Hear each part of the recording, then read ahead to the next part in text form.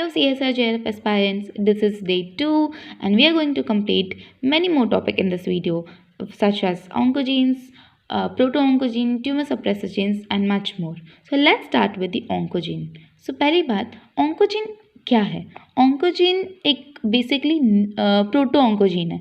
Proto-oncogene क्या है? वो एक नॉर्मल जीन ही होता है बॉडी में, जो कि नॉर्मल जीन क्या करता है बॉडी में, सेल ग्रोथ करता है, प्रोलिफरेशन करता है, अपोप्टोसिस को इनहिबिट करता है.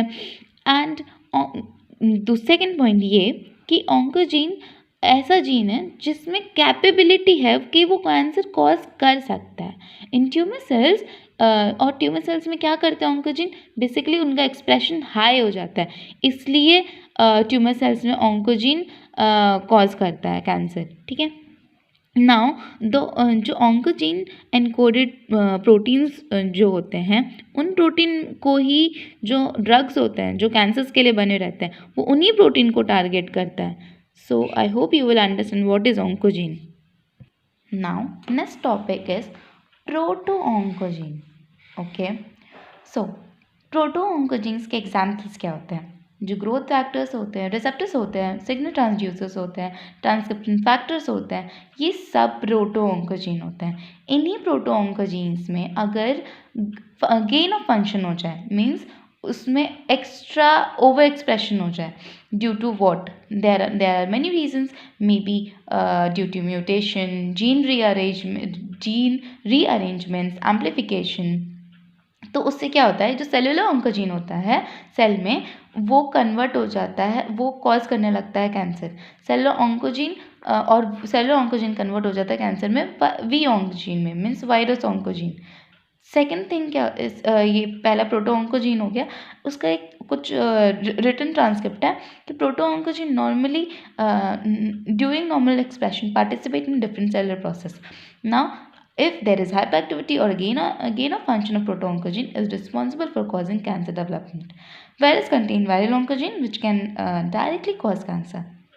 So the first oncogene discovered in RSV known as VSRC, means SRC oncogene, that is tyrosine kinase, and participate in cell growth signaling. So I hope it is very clear about proto-oncogene. We are let's see in a more detailed way. Now different types of proto-oncogene and their functions are.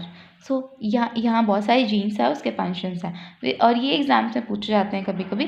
So we have to mug up these examples. Okay, तो पहला जो gene है सिस क्या करता है, वह encode करता है प्लेटलेट डेराइव्ड ग्रोथ फैक्टर्स को. एसआरसी और एबीएल जो होता है वो टायरोसिन काइनेज को इनकोड करता है. हम अभी बहुत से एग्जाम्पल पढ़ेंगे जिसमें हम एबीएल देखेंगे, एसआरसी देखेंगे, तो उसका ये फंक्शन होता है. एच रैस और के रैस जो होता है और एन रैस जो होता है वो सिग्नल ट्रांसड्यूसर होता है. जून, फॉस, मिक, ये सब ट्रांसक्रिप्शन फैक्टर होता है. ERBA जो होता है वो एनकोड करता है थायरोसिन हार्मोन रिसेप्टर को. ERBB जो होता है वो एनकोड करता है EGFR को, एपिडर्मल ग्रोथ फैक्टर. HER2 जो होता है वो इनकोड करता है RTK in memory gland sales. FMS जो होता है which is feline sarcoma virus, वो इनकोड करता है कॉलोनी स्टिमुलेटिंग फैक्टर रिसेप्टर को, CSF-R को. ठीक है. Now different process involve in gain of function of proto oncogenes are. Okay, तो हमने जो पीछे देखे थे 3 पॉइंट लाइक जो गेन ऑफ फंक्शन होता है मे बी म्यूटेशन से हो सकता है, जीन एम्प्लीफिकेशन से हो सकता है, फिर जीन रीअरेंजमेंट से हो सकता है. तो पहले देखते हैं म्यूटेशन से कैसे हो सकता है. जो रैस प्रोटीन होता है ना, वो उसमें रैस प्रोटीन में अगर पॉइंट म्यूटेशन हो जाता है उसके GTPase एक्टिविटी डोमेन में, तो इससे क्या होता है, उसका गेन ऑफ फंक्शन हो जाता है. नाउ जीन एम्प्लीफिकेशन का एग्जांपल देखते हैं. मिक जीन जो होता है उसमें रिपोर्ट किया गया है कि वो एम्प्लीफाई हो जाता है during neuroblastoma. Neuroblastoma is brain tumour. Okay. Now ERBB जो होता है, ERBB हमने कहाँ पढ़ा था, ये EGFR एपिडर्मल ग्रोथ फैक्टर को एनकोड करता है. ये क्या एपिडर्मल ग्रोथ फैक्टर क्या होता है, वो एम्प्लीफाई हो जाता है ब्रेस्ट कैंसर में और ओवेरियन कैंसर में, तो वो कैंसर कॉज करने लगता है. तीसरा एग्जाम्पल है gene rearrangement. Gene rearrangement means gene का रीअरेंजमेंट्स हो रहा है ना. तो उसका पहला एग्जाम्पल ट्रांसलोकेशन.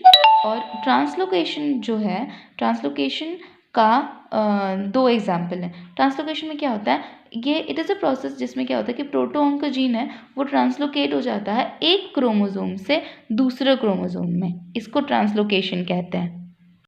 हाँ, तो उसका पहला एग्जांपल है बर्किट लिम्फोमा। बर्किट लिम्फोमा के डिजीज़ में क्या होता है, जो सीमिक होता है, सीमिक जीन जो होता है वो क्या होता है, वो ट्रांसलोकेट हो जाता है। नॉर्मली वो क्रोमोसोम 8 में होता है और उसके ट्रांसलोकेशन में वो क्रोमोसोम 14 में चला जाता है गलती से। और वहाँ पे क्या होता है, जैसे ही सीमिक 14 क्रोमोसोम पे एक्सप्रेस होता है तो क्या होता है कि वो एक्सप्रेस्ड होता है under the control of immunoglobulin heavy chain gene enhancer, और ओवर एक्सप्रेशन हो जाता है और सीमिक सेलुलर मिक अकर हो जाता है। सेकेंड एग्जाम्पल है क्रोनिक माइलॉइड ल्यूकेमिया। ल्यूकेमिया से ब्लड कैंसर हो गया। सो इन दिस इसमें क्या होता है, CABL जो जीन होता है जो हमने पीछे पढ़ा था, वो क्या होता है, वो नॉर्मली क्रोमोसोम 9 में होता है, वो क्रोमोसोम 22 में चला जाता है और वहाँ पे वो फ्यूज़ हो जाता है BCR से, which is break point cluster. और ये जो फ्यूजन प्रोटीन बनता है ना, वो प्रमोट करता है ब्लड कैंसर, जो मैंने बोला leukaemia, right. And it is also known as, इस पूरे क्रोमोसोम को, मतलब क्रोमोसोम 22 को फिलडेल्फिया क्रोमोसोम भी कहते हैं। Next thing is tumour suppressor gene. हमने पीछे देखा था कि प्रोटोऑन्कोजीन में गेन ऑफ फंक्शन हो जाता है। ट्यूमर सप्रेसर जीन में क्या होता है, जो ट्यूमर को सप्रेस करते हैं वो जीन में लॉस ऑफ फंक्शन हो जाता है, ठीक है। तो इससे क्या होता है कि वो कैंसर कॉज करने लगता है। इम्पॉर्टेंट, अब हम कुछ एग्जांपल्स देखेंगे इम्पॉर्टेंट ट्यूमर सप्रेसर जीन्स का, जो कि ह्यूमन में एक्सप्रेस होता है बेसिकली, ठीक है। तो पहला है RB जीन। हम इन सारे जीन को हम अलग अलग प्रोसेस में लेटर अपने वीडियोस में देखेंगे डिस्क्रिप्शन में, ओके। तो RB इनकोड करता है रेटिनोब्लास्टोमा, जो कि सेल साइकिल रेगुलेटर होता है। P53 जो होता है ट्रांसक्रिप्शन फैक्टर होता है, जो कि इंड्यूस करता है P21 जीन को।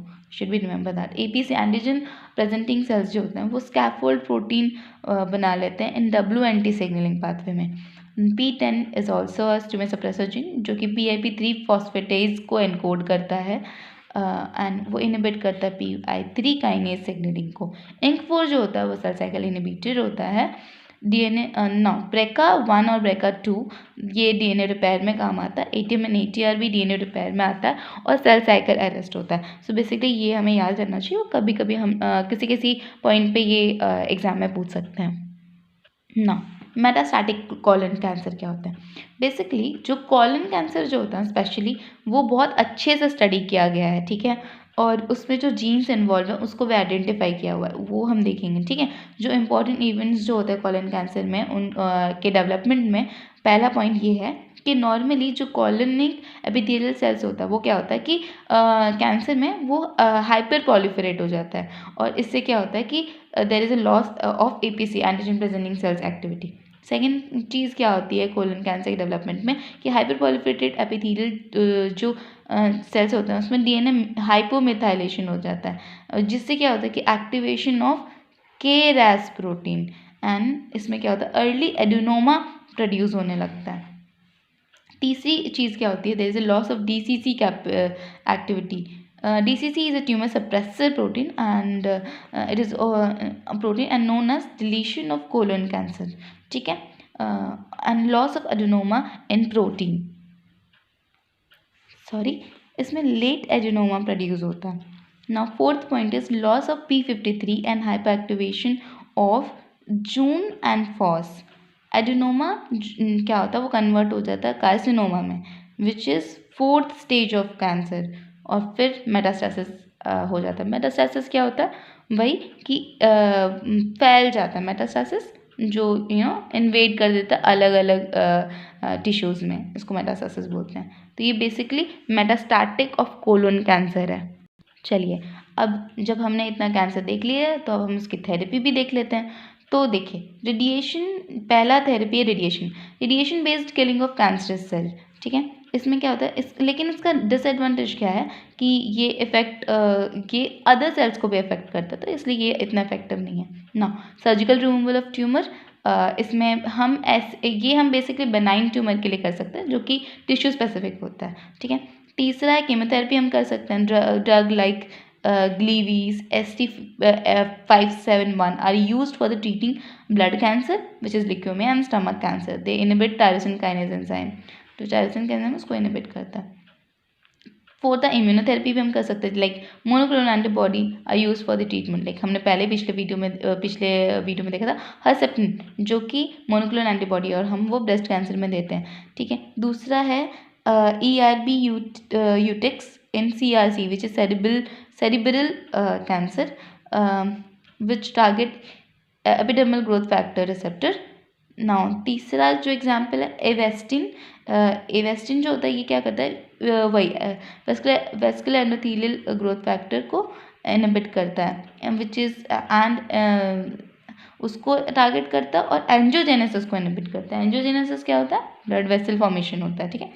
फिफ्थ जो थेरेपी होता है वो हार्मोन रिप्लेसमेंट थेरेपी होता है। इसमें क्या करते हैं हम, hormones like corticosteroid and progesterone, हम लोग क्या करते हैं, उसको हम लोग यूज़ करते हैं फॉर ट्रीटिंग कैंसर। अब कुछ एसेज भी देख लेते हैं, कुछ एसेज हम जो कैंसर के स्टडीज़ में कैसे यूज़ करते हैं। तो पहला जो एसे है वो टनल एसे है। TUNEL assay it is a molecular technique which is use to identify fragmentation of DNA molecule occurring in apoptosis.